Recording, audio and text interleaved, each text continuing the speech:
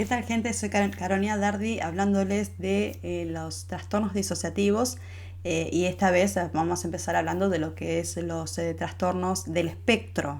Vamos a ir profundo hablando de los diferentes trastornos que son bien propiamente disociativos, como lo llama el DSM. Bueno, el primer trastorno que vamos a ver en el DSM como trastorno bien propiamente disociativo, que también se puede presentar como un síntoma disociativo en otro trastorno, es la amnesia disociativa.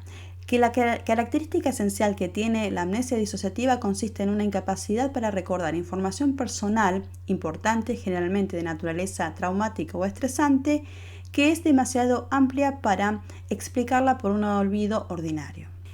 El segundo criterio de diagnóstico va a ser que en este trastorno se produce una alteración reversible de la memoria que impide al paciente recordar verbalmente experiencias previas o que, en el caso de recordarlas temporalmente, no pueden retenerse por completo en la conciencia. Esta alteración no se presenta exclusivamente en el transcurso de un trastorno de identidad disociativo, de la fuga disociativa o del trastorno por estrés postraumático o el trastorno por estrés agudo, y no es debida a efectos fisiológicos directos de alguna sustancia o de otras enfermedades neurológicas o médicas. O sea, para ser trastorno no tiene que ser en contexto de otro trastorno, para ser un trastorno independiente. Los síntomas deben provocar malestar clínico significativo o deterioro social, laboral o de otro tipo. Algunas personas presentan este tipo de amnesia en episodios de automutilación, de explosión de violencia o de intentos de suicidio.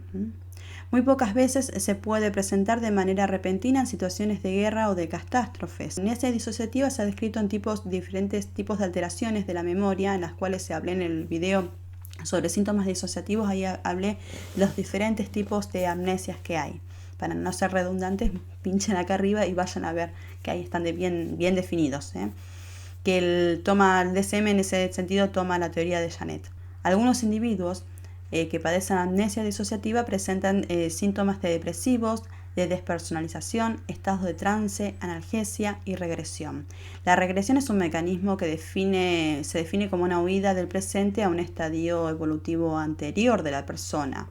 Decimos entonces que alguien se pone regresivo cuando su comportamiento o su emocionalidad se torna de repente infantil. Otros síntomas que pueden acompañar este trastorno son las disfunciones sexuales, deterioro de las relaciones laborales o interpersonales también, automutilación, impulsos agresivos e ideaciones y actos suicidas. Asimismo, puede haber síntomas con amnesia disociativa que cumplan criterios para trastornos de conversión, trastornos del estado de ánimo, como el bipolar, o los trastornos de personalidad.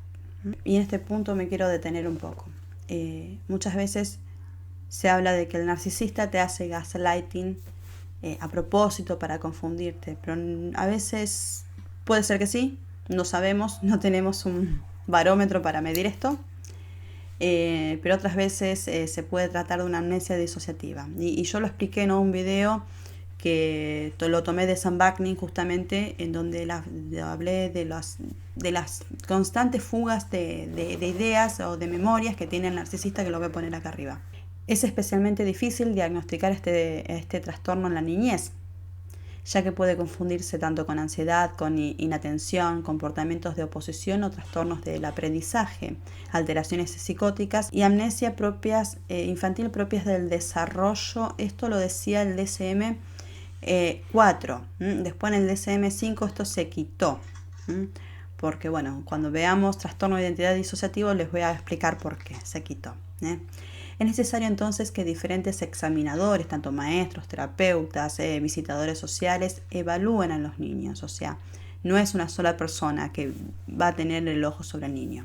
En los últimos años en Estados Unidos se han visualizado más casos de amnesia disociativa por traumas infantiles que han quedado olvidados. Pero este aumento no es solamente en Estados Unidos, sino a nivel mundial. Lo que pasa es que en Estados Unidos hay hay mayor conocimiento de los profesionales que han podido ir a identificar estos trastornos. Si vos vas a buscar un terapeuta en Estados Unidos, es muy factible que todos manejen disociación estructural, cosa que en Latinoamérica no. También se ha dicho, escépticos han dicho que este trastorno se sobrediagnostica. Todos los trastornos disociativos, como que hay una ola de sobrediagnosticación, como porque estas personas son fácilmente hipnotizables, estas personas son fácilmente sugestionables, entonces el terapeuta le mete pajaritos en la cabeza que le dicen cosas que pasaron que en realidad no pasaron. Y esto, cuando hable de trastorno de identidad disociada, lo voy a hablar bien a fondo, porque hay muchos profesionales que dicen, no, si no lo dijo Freud, no lo dijo Freud, entonces no existe, no, la teoría no es válida, no. La escuela del psicoanálisis abandonó esa teoría porque no, totalmente refutable. Entonces, no, la abandonó, no podemos seguir con eso. Entonces se retroalimentan entre un nicho y no se mueven de ahí y se quedan ahí y no. Y eso no es ciencia. O sea, ciencia es cuando vos explorás, cuando cotejás estudios, cuando ves la viabilidad, las posibilidades, cuando hay estudios de campo. Entonces, hay muchos profesionales que se quedan sujetos a este nicho y dicen, no, esto es lo que vale, esto es lo que vale, esto es lo que vale, y en realidad no vale para todo el mundo. Entonces, está bueno empezar a estudiar, a abrirse, y sobre todo acá en Latinoamérica, que no faltan terapeutas que trabajen estas cuestiones. Si vos agarras algunas páginas para buscar terapeuta en Latinoamérica, acá en Argentina por lo menos encontrás ansiedad, depresión, impulsos, trastornos disociativos, bien, gracias. Trastornos de la personalidad, olvídate. O sea, es bastante desalentador esto lo que hay, por lo menos en mi ciudad. Es difícil dar con uno que se ajuste a tus necesidades. La manifestación primordial que de la mayoría de las personas con amnesia disociativa es justamente la presencia de lagunas de memorias retrospectivas. Hay que tener en cuenta que en el caso de la amnesia disociativa, la psiquis ha generado un archivo, pero no tenés acceso a ese archivo. O no tenés acceso a todos los datos que están dentro de ese archivo. En general, la amnesia disociativa es difícil de verla así solita como un trastorno, sino que viene asociada como síntoma a otro trastorno disociativo también. Bueno, para hacer un diagnóstico diferencial, para diferenciarlo de otros problemas que pueda llegar a tener la persona que se puedan parecer a esto, hay que hacer diferencia justamente con lo que sería un trastorno amnésico debido a una enfermedad médica, en la cual la amnesia es consecuencia directa de la alteración neurológica específica, por ejemplo, un traumatismo craneal, una epilepsia, o cuando salís de una anestesia también, que es así. En el trastorno amnésico debido al traumatismo craneal, la alteración de la memoria, aunque circunscripta, es a menudo de tipo retrógrado. Por el contrario, en la amnesia disociativa, la dificultad para recordar es casi siempre de tipo anterógrado. Por ejemplo, la pérdida de memoria se circunscribe a un periodo de tiempo posterior a la lesión psíquica. La pérdida de memoria afecta fundamentalmente la información autobiográfica del individuo, mientras que las capacidades cognitivas se encuentran generalmente preservadas. O sea, la persona no está loca. Esas son las facultades cognitivas preservadas.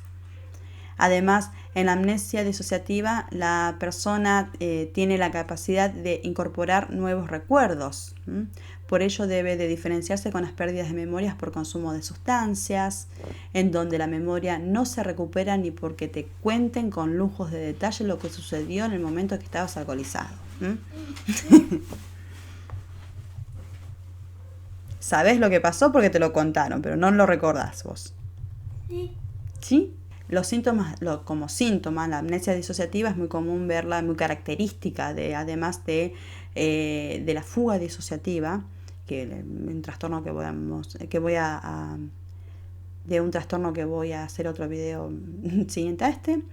Y también se da muchísimo, y es uno de los síntomas principales de la trastorno de identidad disociativo.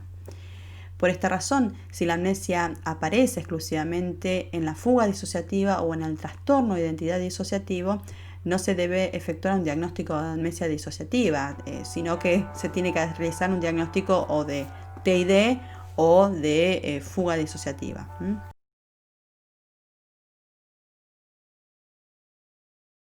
Teniendo en cuenta que la despersonalización es un síntoma asociado a la amnesia disociativa, si su presencia se detecta solo durante el curso de este trastorno, no es correcto realizar por separado un diagnóstico de trastorno de despersonalización, sino que en este caso será apropiado diagnosticarlo con un trastorno de amnesia disociativa.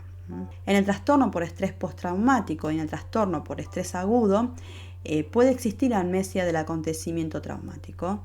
De manera semejante, los síntomas disociativos del tipo de la amnesia forman parte de los criterios de diagnósticos para trastorno de somatización también. No se diagnostica amnesia disociativa si este trastorno tiene lugar exclusivamente durante el curso de trastornos anteriores mencionados.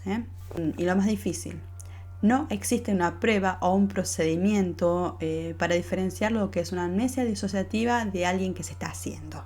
No hay. Pero hay que tener en cuenta que la persona que tiene una real amnesia disociativa generalmente tiene otros síntomas disociativos también.